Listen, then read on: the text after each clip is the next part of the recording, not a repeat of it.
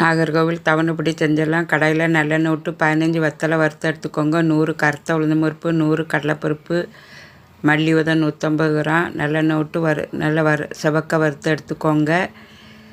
துருவன தேங்காய் 2 கப்பையும் அதையும் நல்லெண்ணெய் விட்டு வறுத்துக்கோங்க. பருப்புலாம் இப்படி தான் வறுக்கணும்.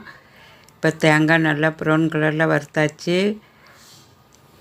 காஞ்ச கருவேப்பிலை 2 கப்பு நல்லெண்ணெய் விட்டு வறுத்து எடுத்துக்கோங்க. ஒரு பெரிய எலுமிச்சம்பழம் அதையும் புளியும் நல்லா ட்ரையாக வறுத்துக்கோங்க. தேங்காய் சூடோடு இருக்கும்போதே 1 டீஸ்பூன் காயப்பொடி போட்டுக்கோங்க. 1 டேபிள் ஸ்பூன் கல் உப்பை வறுத்து எடுத்துக்கோங்க. மிக்சியில் வத்தல், உளுந்தம் பருப்பு, கடலைப்பருப்பு, மல்லி விதை முதல்ல திரிச்ச மரவு வறுத்த கருவேப்பிலையை போட்டு திரிச்சிக்கோங்க.